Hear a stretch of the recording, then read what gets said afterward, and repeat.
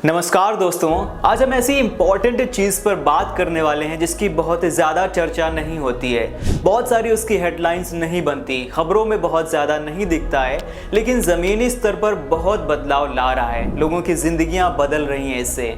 आज हम आपको स्मॉल फाइनेंस बैंक्स की कहानी सुनाने वाले हैं। एज अ जर्नलिस्ट मैंने देखा है कि किस तरह से फाइनेंशियल सिस्टम इवॉल्व करता है, लेकिन ये जो स्मॉल फाइनेंस बैंक्स की कहानी है ये आपके दिल को छू जाएगी, क्योंकि ये सिर्फ नंबर्स की बात नहीं है। ये एक कोशिश है जो असलियत में लोगों की जिंदगी को बेहतर बनाने के लिए की जा रही है। तो चलिए एक छोटी सी कहानी से शुरू करते हैं और समझते हैं कि ये बैंक्स किस तरह से काम करते हैं और ये इतना ज़्यादा क्यों इम्पोर्टेंट हैं।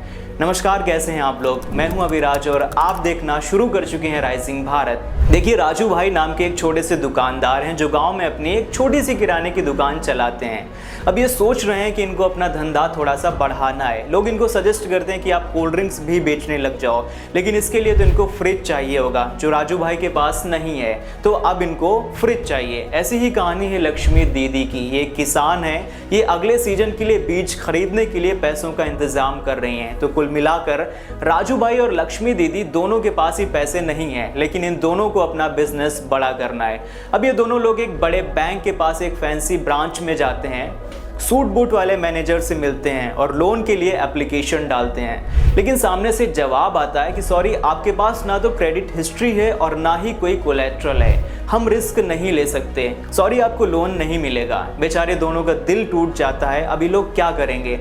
अब यहाँ से स्मॉल फाइनेंस बैंक्स का रोल शुरू होता है। देखो बॉस, अगर हमें स्मॉल फाइनेंस बैंक्स को ठीक से समझना है तो सबसे पहले हमें थोड़ा सा पीछे जाना पड़ेगा, वन स्टेप बैक। इंडिया में बैंकिंग सिस्टम बड़े शहरों और कॉरपोरेट्स के लिए तो शानदार था, लेकिन बॉस गांव और छोटे कस्बों तक फाइनेंशियल सर्विसेज नहीं पहुंची थी। हाँ, रियलिटी तो यही है और ये गैप आरबीआई ने 2014 में देखा। तब उनको समझ आया कि यहाँ तो बहुत बड़ी प्रॉब्लम है, गांव और कस्बे के लोगों को फाइनेंशियल सर्विसेज ही नहीं मिल रही हैं। तब आरबीआई ने बोला कि चलो स्मॉल फाइनेंस बैंक्स लॉन्च करते हैं। मिशन था फाइनेंशियल इंक्लूजन, मतलब हर एक इंसान, वो चाहे कितना ही छोटा बिजनेस करता हो, उसे बैंकिंग का हक मिलना चाहिए, उसे बैंकिंग की फैसिलिटी मिलनी चाहिए।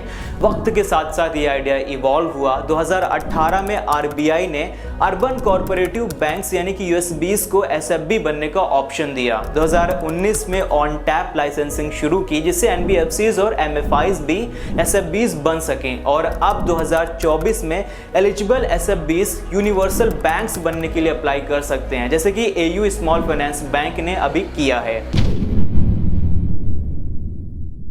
अगर हम पहले की बात करें तो पहले एसएफबीज का फोकस था प्रायोरिटी सेक्टर लेंडिंग, यानी कि जो छोटे बिजनेसेस हैं, माइक्रो एंटरप्रेन्योर्स हैं और लो इनकम लोगों को सपोर्ट करना।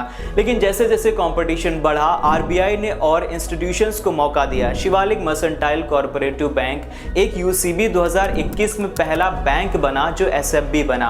अब AU small finance bank universal bank बनने की तैयारी कर रहा है। ये रेवोल्यूशन एक्चुअल में दिखाता है कि एसएफबीज न सिर्फ छोटे लोगों की मदद कर रहे हैं बल्कि खुद भी बड़े सपने देख रहे हैं। अब बात करते हैं एसएफबीज के फायदे की कि इसमें हमें क्या फ़ायदा मिल रहा है। तो सबसे बड़ा पॉइंट तो ये है कि ये प्रायोरिटी सेक्टर को बूस्ट देते हैं। जैसे मैंने शुरुआत में राजू भाई की बात की थी, तो राजू भाई को फ्रिज लेने के लिए जो लोन मिल जाता है, लक्ष्मी दीदी को बीज के लिए पैसा मिल जाता है, ये बहुत बड़ी बात है कि उनके पास कोलेट्रल नहीं है, क्रेडिट हिस्ट्री नहीं है, तो उनको लोन नहीं मिलता था। लोकल बिजनेस ग्रो करते हैं, जॉब्स बनते हैं और इन सब से इकोनॉमी में एक नई जान आती है। एक और बात यह है कि ये बैंक डिपॉजिटर्स के लिए भी जैकपॉट हैं। एसएफबीज मार्केट में सबसे ज़्यादा फिक्स्ड डिपॉजिट रेट्स ऑफर करते हैं, जैसे कि सूर्योदय स्मॉल फाइनेंस बैंक ये 9.1% तक इंटरेस्ट दे रहा है, मतलब आपके सेविंग्स पर आपको सॉलिड रिटर्न्स मिलते हैं। तो इस तरह से छोटे बोरोवर्स को सपोर्ट मिलता है और डिपॉजिटर्स को प्रॉफिट। लेकिन बॉस, कोई भी काम इतना आसान नहीं होता, हर चीज के अपने फायदे और चैलेंजेस होते हैं। अब यहाँ पर स्मॉल फाइनेंस बैंक्स के लिए इतना आसान नहीं है, इनके भी बहुत सारे चैलेंजेस हैं। जैसे कि एसएफबीज रिस्की बोरोवर्स को लेंड करते हैं जिनके पास क्रेडिट हिस्ट्री नहीं होती है। अब आप सोचिए कि जिनकी कोई क्रेडिट हिस्ट्री ही नहीं है, तो आप कैसे मालूम कर पाएंगे कि ये आपका लोन चुका भी पाएगा, ये नहीं चुका पाएगा। इसलिए यहाँ पर लोन डिफॉल्ट्स का खतरा बहुत ज़्यादा होता है और नॉन परफॉर्मिंग एसेट्स बढ़ सकते हैं। इनका कैपिटल बेस भी बड़े कॉमर्शियल बैंक्स से छोटा होता है, तो स्केल करना काफ़ी ज़्यादा टफ है। इसके अलावा रिमोट एरियाज में काम करना, मतलब हायर ऑपरेटिंग कॉस्ट, गांव में ब्रांच खोलना, स्टाफ खोलना, और बहुत ज़्यादा कॉस्टली होता है ये सारी चीज़ें। इतने सारे चैलेंजेस होने के बावजूद भी कोई इनके मिशन को रोक नहीं पाया, क्योंकि ये दिल से फाइनेंशियल इंक्लूजन के लिए काम करना चाहते हैं। ओके, अब मैं शॉर्ट में आपको बताता हूँ कि SFBs, माइक्रो फाइनेंस इंस्टीट्यूशंस और NBFCs में डिफरेंस क्या है, ये थोड़ा सा समझ लेते हैं।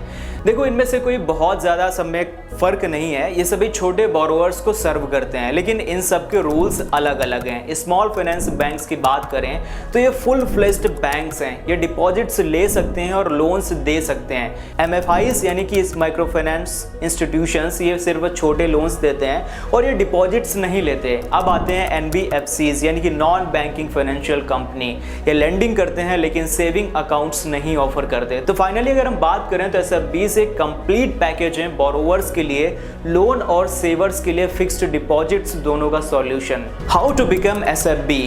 अब यहाँ पर बहुत सारे लोगों के दिमाग में आएगा कि किस तरह से स्मॉल फाइनेंस बैंक्स बन सकते हैं, इसका प्रोसेस क्या होता है। तो चलिए मैं आपको यहाँ पर समझा देता हूँ। मान लो कि एक छोटा बैंक है जिसे अर्बन कोऑपरेटिव बैंक कहते हैं। अगर ये SFB बनना चाहता है तो उसे यहाँ पर कुछ चीज़ें हैं जो करनी होंगी। इसके पास कम से कम 50 करोड़ रुपए होने चाहिए और 18 महीने के बाद इसे 100 करोड़ रुपए जमा करना होगा। CRAR ये एक तरह का रिपोर्ट कार्ड होता है जो बताता है कि बैंक कितना मजबूत है। इसका स्कोर कम से कम 15% होना चाहिए। एक बैंक ने ये सब किया है और SFB बन गया। उसका नाम है शिवालिक मर्केंटाइल कोऑपरेटिव बैंक। ये 2021 में SFB बना।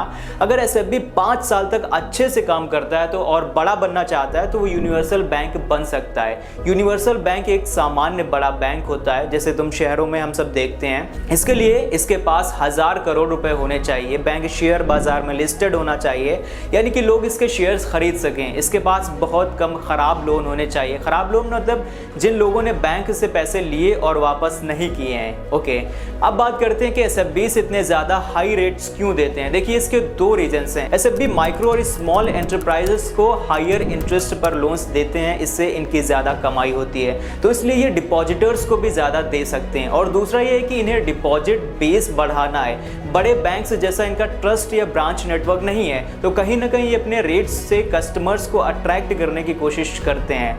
लेकिन अब इसमें एक बड़ा अपडेट है। RBI ने इंटरेस्ट रेट्स कट करना शुरू कर दिया है, तो FD रेट्स जल्द ही कम हो सकते हैं। तो दोस्तों, स्मॉल फाइनेंस बैंक्स बड़े कमर्शियल बैंक्स जितने बड़े ये नहीं होते हैं, लेकिन ये भारत के बैंकिंग सिस्टम का एक जरूरी हिस्सा जरूर है। ये राजू भाई और लक्ष्मी दीदी जैसे जरूरतमंद लोगों को लोन्स देते हैं जो ट्रेडिशनल बैंक से रिजेक्ट हो जाते हैं। साथ ही डिपॉजिटर्स के लिए हाई FD रेट्स के साथ बढ़िया रिटर्न्स भी देते हैं। अगर आप एक इन्वेस्टर हैं, बोरोवर हैं या अपनी सेविंग्स पर बेहतर रिटर्न्स चाहते हैं तो आपको स्मॉल फाइनेंस बैंक्स पर नज़र रखनी चाहिए। उम्मीद है ये कहानी, ये वीडियो आपको ज़रूर पसंद आई होगी। एज एक बिजनेस जर्नलिस्ट के तौर पर मुझे लगता है कि स्मॉल फाइनेंस बैंक्स जैसे एक्सपेरिमेंट भारत के इकोनॉमिक ग्रोथ की नींव हैं। अगर आपके पास इससे जुड़ा हुआ कोई सवाल है या कोई विचार है तो कमेंट सेक्शन में लिख करके ज़रूर बताइएगा। मिलते हैं नेक्स्ट वीडियो में, तब तक के लिए शुक्रिया, अलविदा।